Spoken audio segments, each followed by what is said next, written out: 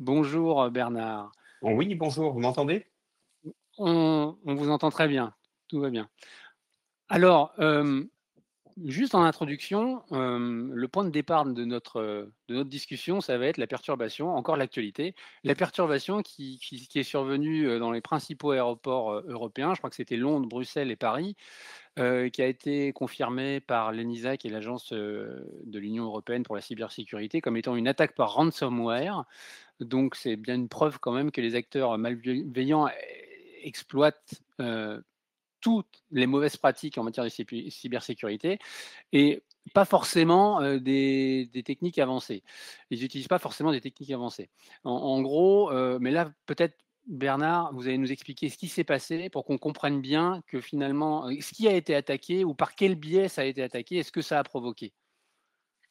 Oui, oui, alors c'est vrai que ça a fait l'actualité de tout le week-end, et ça le fait encore puisque, on a appris hier, par exemple, qu'il y avait eu une première arrestation, physique, Ah, en Angleterre.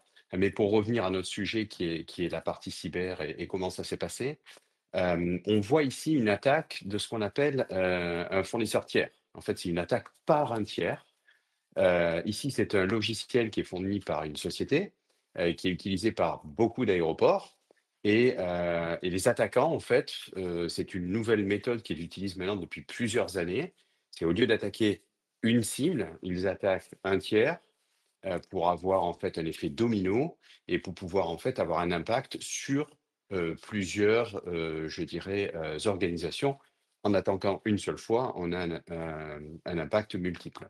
Ce qu'on sait aujourd'hui, puisque ça a été en effet publié par l'Agence nationale de sécurité européenne, c'est que c'est une attaque de ransomware. On ne connaît pas l'origine. Il y a quelques noms de groupes de ransomware qui sont sortis hier, mais c'est pas encore très, je dirais, valide.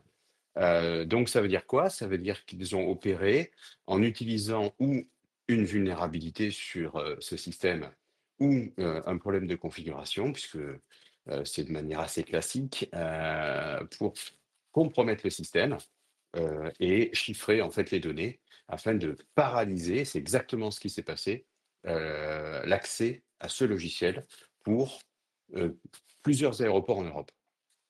d'accord, donc là, il n'y a pas de faille humaine. C'est vraiment une vulnérabilité, logicielle, Alors ça pourrait être une faille a humaine, aujourd'hui priori, on hein? ne le sait pas encore. Comme je le dis souvent, il y a 3 façons de compromettre un système. Soit par l'exploitation d'une vulnérabilité connue, soit par un problème de configuration et dans ces cas-là, c'est une erreur humaine, soit par un problème d'accès. On a laissé par exemple, des personnes qui ont, des accès, et ils sont ouverts ces accès alors qu'ils devraient être fermés. C'est les 3 grands moyens qu'ont les attaquants aujourd'hui de compromettre un système. On ne sait pas aujourd'hui exactement, tant qu'on n'a pas le nom du groupe de ransomware. Pourquoi c'est important d'avoir le nom du groupe de ransomware? C'est parce qu'en fait, la plupart des groupes opèrent plus ou moins avec toujours le même scénario. Groupe par groupe, ils ont des scénarios différents. Certains exploitent par exemple des vulnérabilités. Récemment, et on a vu ce matin qu'il y aurait probablement une attaque contre France Travail, c'est pas encore confirmé, mais il y a eu une rumeur là-dessus. Eh bien, si le groupe utilise une vulnérabilité de prise à distance, d'un serveur, c'est un moyen, d'accord? Donc oui, il est probable que l'un de ces 3 moyens-là ou l'ensemble, c'est ce que nous on appelle dans notre jargon des combinaisons toxiques, c'est-à-dire qu'il y a un moment donné, 3 alignements, ou plusieurs alignements, de problèmes d'exposition, qu'on appelle un chemin d'attaque. D'accord. Alors merci de nous avoir et de m'avoir éclairé sur cet incident. Mais Bernard, on est peut-être allé un peu vite. Peut-être d'abord quelques mots sur Tenable pour ceux qui ne connaissent pas, Bien sûr. l'entreprise?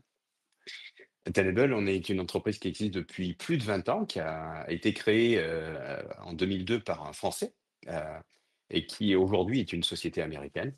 Et on vient de ce qu'on appelle la gestion de vulnérabilité. Donc parlant de vulnérabilité, notre métier historique, c'est de fournir des solutions technologiques, pour découvrir, scanner, l'ensemble des, actifs, des assets dans le jargon technique, existants, au sein d'une organisation et d'aller chercher s'il il existe des vulnérabilités existantes. Donc ça, c'est le métier historique et on l'a fait évoluer vers ce qu'on appelle aujourd'hui la gestion d'exposition. Donc d'aller au-delà, je dirais, des assets traditionnels de l'époque, hein, c'est-à-dire, le réseau, les équipements, qui étaient rattachés au réseau, pour aller découvrir, des expositions, c'est-à-dire des problèmes de configuration ou de vulnérabilité sur une surface d'attaque étendue. Donc finalement, aujourd'hui, ce que je comprends, c'est que, ce côté, détection, réaction, des menaces, des vulnérabilités, ça suffit plus quand surtout quand, la surface est étendue avec le cloud, avec, les machines, enfin l'IoT, avec les identités des fournisseurs, par exemple, comme le cas de cet aéroport. Donc là, ça suffit plus clairement de simplement détecter et réagir.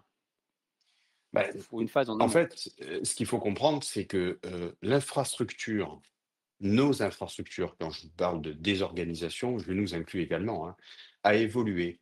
Elle a évolué fortement depuis au moins les 10 dernières années. On a vu apparaître la virtualisation, qui était le début du cloud. Aujourd'hui, l'infrastructure des organisations, c'est quoi? C'est encore un peu de solutions, technologiques dites internes. Là, j'utilise une machine, une vraie machine physique, mais il y a du cloud. Il y a en effet de l'IoT, des caméras connectées. Il y a pour certaines entreprises de l'informatique industrielle avec des systèmes qui sont très, très anciens. On a aussi, évidemment le sujet de l'identité, qui est une surface d'attaque à part entière. On la sous-estime quelquefois. Votre interlocuteur, précédent parlait de Multi-Factor Authentication, MFA, mais ça va bien au-delà, hein. Donc tout ça, c'est une surface d'attaque qui a grossi, mais au-delà de l'expansion en volume, c'est aussi la fragmentation de cette surface d'attaque. On a un petit bout de service qui tourne dans le cloud, on a aussi, plusieurs fournisseurs de cloud et enfin le dernier élément sur la partie surface d'attaque, c'est, la surface d'attaque qui est chez des fournisseurs tiers. Et ça représente du coup quelque chose de très complexe. C'est pour ça qu'on ne parle plus uniquement de gestion de vulnérabilité, d'aller trouver une liste de vulnérabilités, essayer de les patcher et ça ne suffit plus. C'est pour ça que la détection uniquement d'attaque ne suffit plus également, hein. C'est bien de détecter une attaque de ransomware, mais quand on l'a détectée, c'est trop tard, hein. C'est vraiment d'avoir en fait cette compréhension globale et de comprendre le risque d'exposition sur l'ensemble de la surface d'attaque. C'est ça aujourd'hui qu'on appelle la gestion d'exposition. D'accord, donc on parle gestion de l'exposition, exposure management en anglais et en me documentant sur le sujet, j'ai vu que c'était pas forcément associé, hein, mais là justement je voudrais avoir des précisions, il était question d'hypervision à un moment, l'hypervision de ce que j'ai bien com est-ce que j'ai compris? Vous allez me dire. C'était, ça répondait à un besoin qui était de voir et d'agir et qu'il y avait ensuite l'exposure management qui était plutôt, répondre aux besoins de comprendre, d'anticiper. Pour pas qu'il y ait d'angle mort, nulle part, y compris chez les fournisseurs, par exemple. Est-ce que c'est bien ça? Ouais, Ou qu'est-ce qui différencie les 2? c'est ouais, je vais donner quelques précisions. Alors en fait, si on prend un tout petit peu de recul, dans la cyber, si on ultra simplifie, il y a la prévention, la détection et la réponse. D'accord? Donc, il y a des outils qui permettent de détecter, il y a des outils qui permettent de répondre. Tout à l'heure, votre interlocuteur parlait de sauvegarde, c'est crucial. Euh, Nous, Tenable, on est vraiment experts dans la première partie. D'accord? Donc, on est vraiment notre métier, notre ADN. Et quand on parle de gestion d'exposition, qui est l'évolution de la gestion de vulnérabilité, c'est pour réduire le risque sur la surface d'attaque. On ne réduit pas la surface d'attaque. La surface d'attaque, elle est là, c'est l'infrastructure. Donc, il faut l'appréhender, la comprendre, en avoir la visibilité, d'accord? Ne pas avoir d'angle mort. Les Anglais parlent de blind spot. Blind, c'est vraiment être aveugle.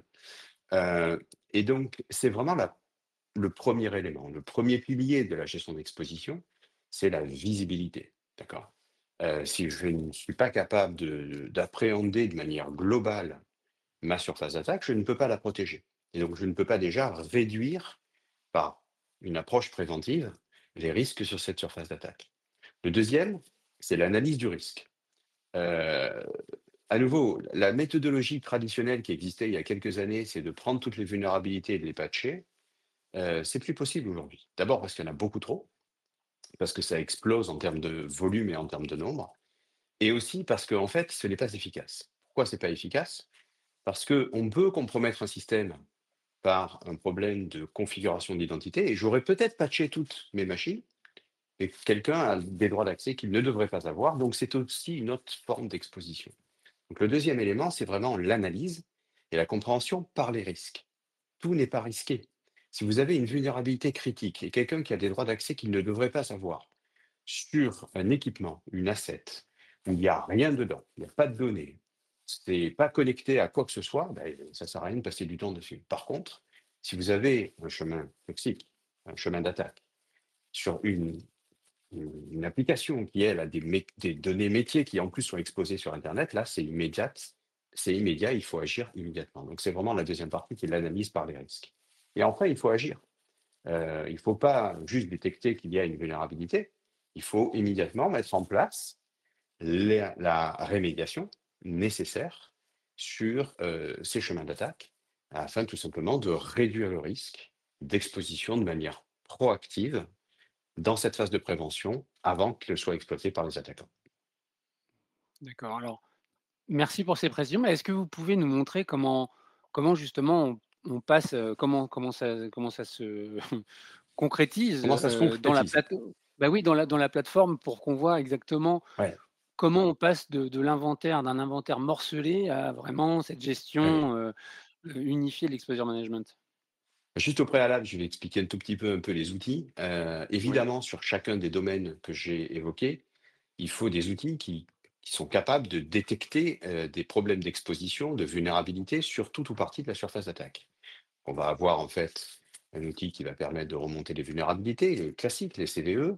On va avoir un outil qui va permettre de comprendre s'il n'y a pas des problèmes de configuration dans un Active Directory ou dans un autre référentiel d'identité. Un outil pour le cloud, un outil pour tout ce qui est informatique industrielle. Pourquoi? Parce que ces systèmes-là, dans la surface d'attaque, sont très différents. D'accord?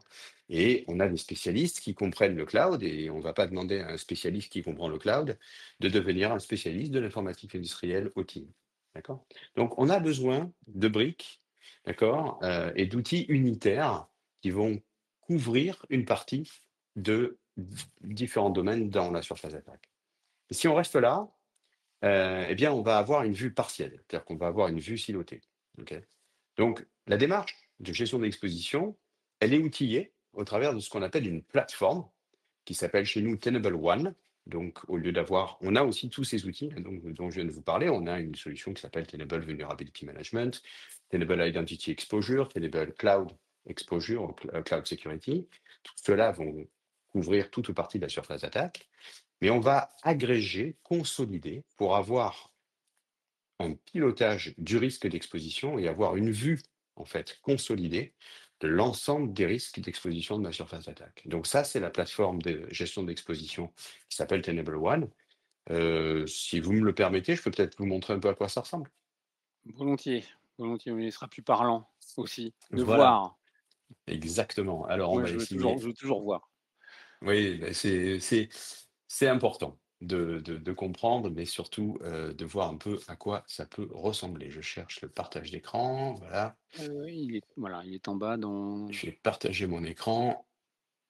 Partage d'écran ici. Voilà. Hop, partager tout l'écran.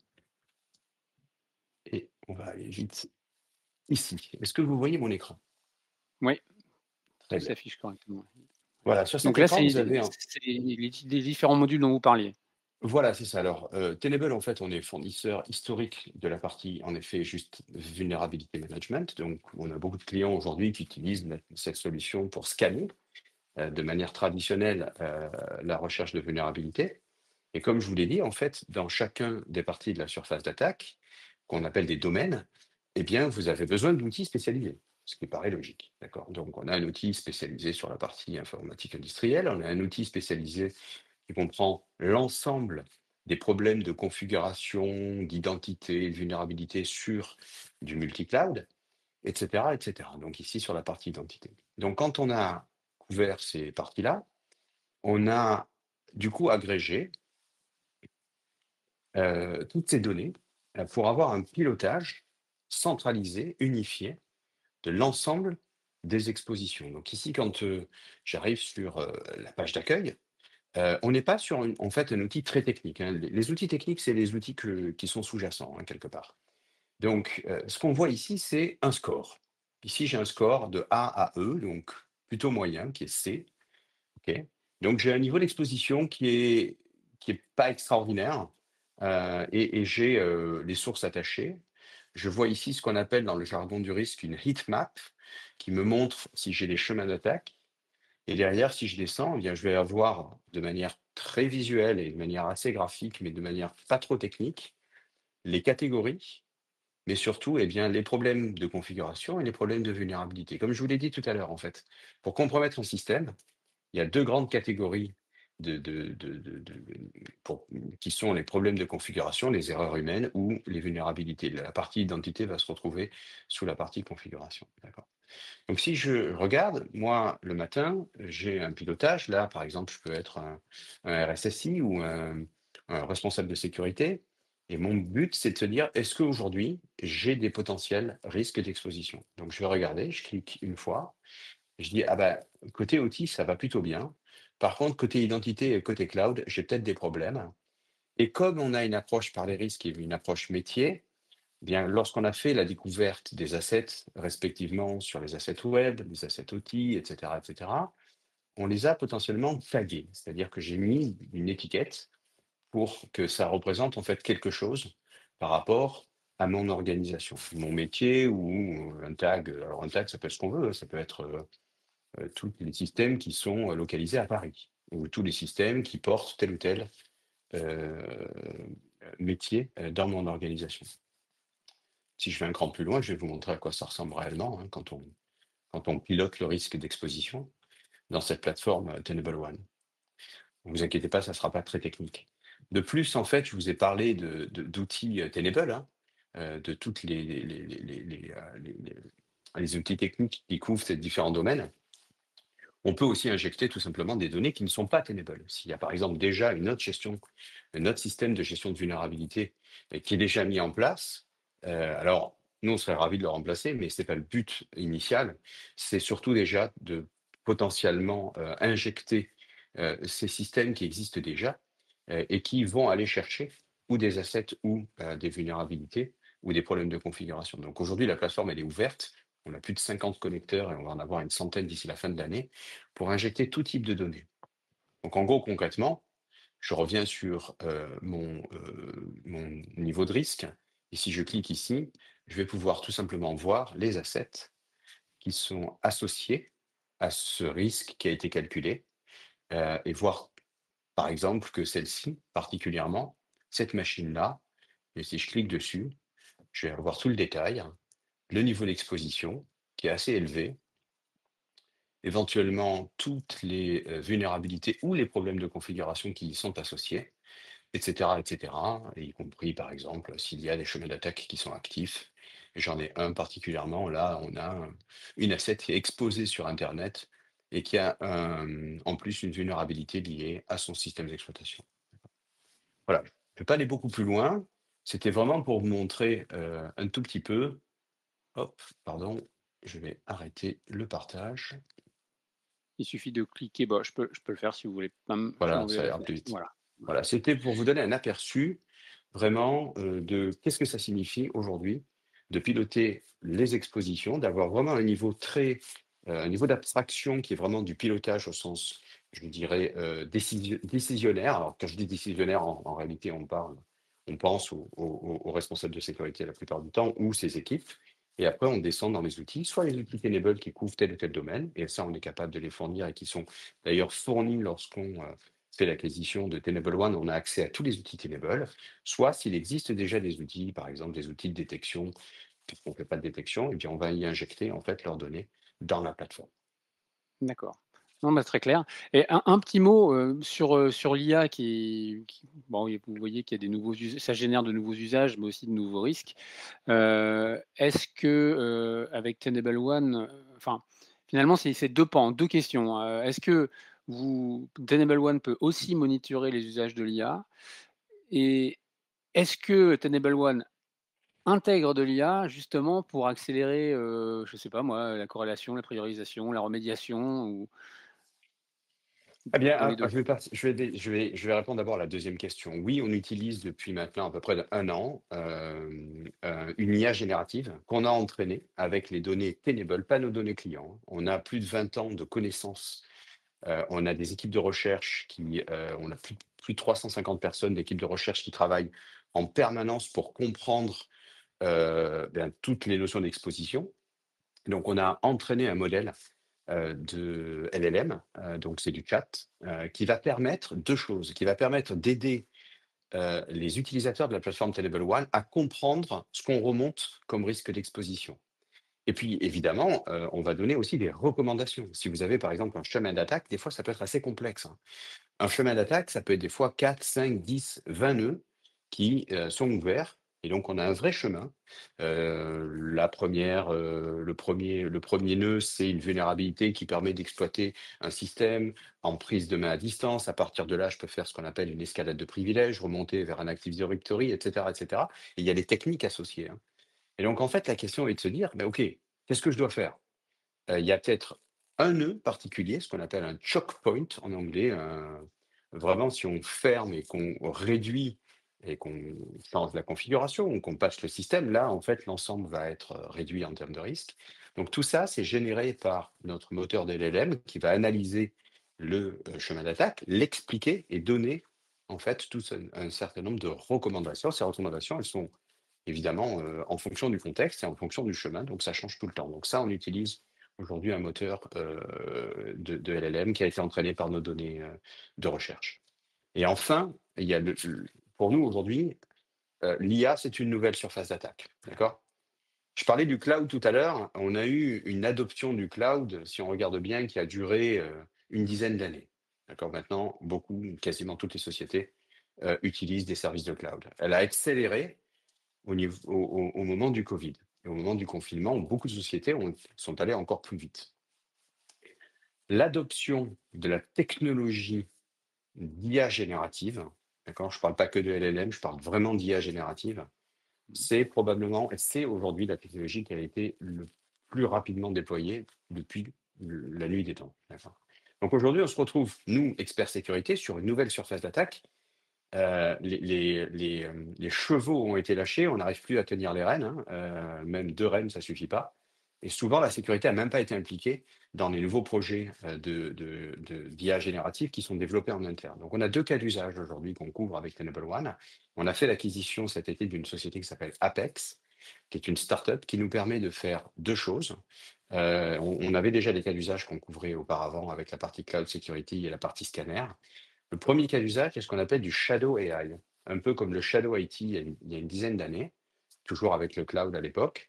C'est de se dire, eh bien, il y a des outils d'IA et je ne sais pas quels outils d'IA sont utilisés par mes employés. D'accord? Ça, c'est un premier élément. Parce que il faut à la fois découvrir ces outils et à la fois voir s'il n'y a pas de vulnérabilités attachées à ces outils et probablement ceux qui ont été permis et pas permis. Et si quelqu'un par exemple, télécharge un plugin de ChatGPT alors qu'on a permis Copilot et pas ChatGPT, mais il faut on soit capable de découvrir ça.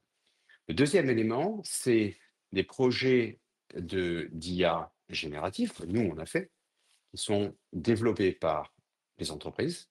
Eh bien, il y a des données d'entraînement, il y a des sociétés tierces qui accèdent à ces projets d'IA, il y a des développeurs et c'est des risques de configuration et de vulnérabilité, donc il faut également être capable de couvrir ce risque-là. C'est ce qu'on fait aujourd'hui et c'est ce qu'on fait grâce à l'acquisition qu'on a faite de la société Apex.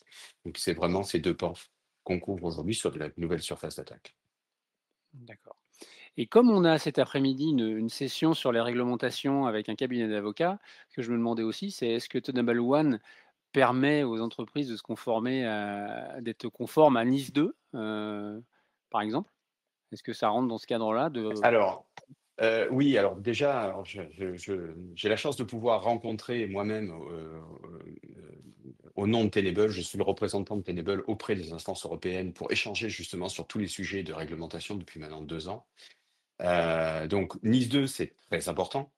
NIS 2, c'est une directive, hein. Ce qui nous intéresse en France, c'est surtout la loi, de réglementation locale qui va arriver, qui est en cours de discussion.